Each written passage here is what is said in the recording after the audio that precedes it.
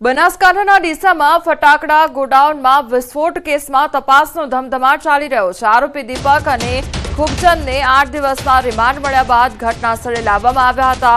ઘટનાસ્થળે આરોપીનું રિકન્સ્ટ્રક્શન કરવામાં આવ્યું। શું કારણોસર ઘટના ઘટી સહિતની તપાસને લઈ રિકન્સ્ટ્રક્શન કરવામાં આવ્યું। દીપક સિંધી અને ખૂબચંદ સિંધી નામના પિતા પુત્રની માલિકીના ગેરકાયદેસર ગોડાઉનમાં વિસ્ફોટ થતા 21 લોકોના મોત થયા હતા, જે મામલે તપાસ હાથ ધરવામાં આવી રહી છે।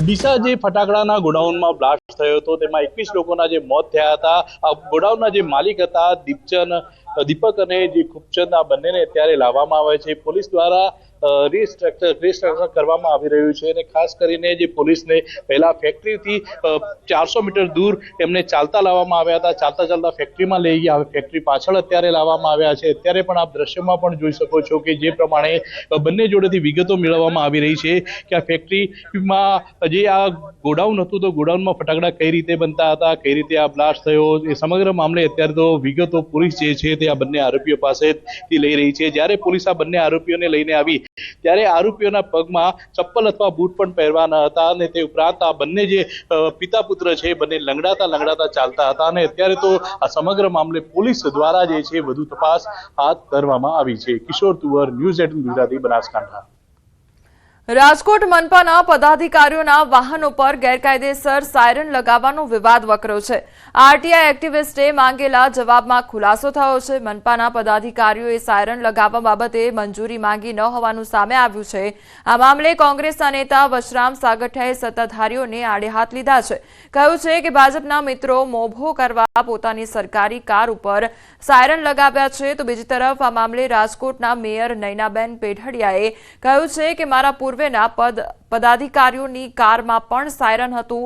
આગળ જે પ્રમાણે સૂચના મળશે તે મુજબ કામગીરી કરવામાં આવશે। રાજકોટ મહાનગરપાલિકાના ભાજપના શાસકો જે તે સમયે એવો મને વાત કરી હતી કે રાજકોટના વિરોધ પક્ષના નેતાને ગાડી નથી આપી એટલા માટે વિરોધ કર્યો। હકીકતમાં એ નહોતું। મોટર વ્હીકલ એક્ટની કલમની જોગવાઈઓ મુજબ હું બોલ્યો હતો અને યારે ફરી નથી માન્યા। વર્ષોથી ગાડી ઉપર સાયરન હોય છે, એટલે એ સાયરન જે વર્ષોથી લગાવેલું હતું એ જ પ્રમાણે ગાડી ઉપર લગાવેલું છે। કમિશનર સાહેબ પાછે પદાધિકારી એની ગાડીમાં વર્ષોથી જ્યારે પણ આ પદાધિકારીને ગાડી સોંપવામાં આવતી ત્યારે એની ઉપર હતું, જે અમારી ગાડી ઉપર પણ અત્યારે લગાવેલું છે। ઘઉંની હરાજી બંધ કરતા ખેડૂતોમાં રોષ જોવા મળી રહ્યો છે। કડીના છત્રાલ રોડ પર સરદાર કોટન માર્કેટની ઘટના વેપારીઓ દ્વારા ઘઉંની હરાજી બંધ કરતા ખેડૂતોમાં રોષ જોવા મળી રહ્યો છે। કડી માર્કેટ યાર્ડના વેપારીઓ દ્વારા ઘઉંની હરાજી બંધ કરવામાં આવી તો વજન કાંટામાં તફાવત આવતા હરાજી બંધ કરવામાં આવી। પોલીસ કાફલો કોટન માર્કેટ ખાતે દોડી આવ્યો હતો। Kadi cotton market yard chairman, director સહિતે પહોંચી મામલો થાળે પાડ્યો હતો। મામલો થાળે પાડી હરાજી શરૂ કરવામાં આવી તો ઘઉંના માલનો નિકાલ કરવામાં આવ્યો અને હરાજીમાં માલનો પોષણક્ષમ ભાવ ન મળતા કેટલાક ખેડૂતો માલ પરત લઈ ગયા હતા।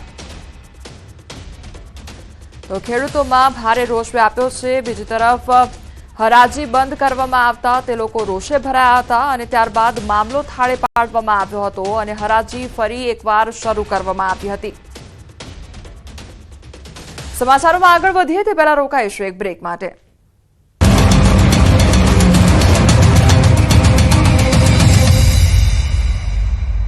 जॉब के लिए गुजरात में यूनिफॉर्म सिविल कोड लागू करता पहला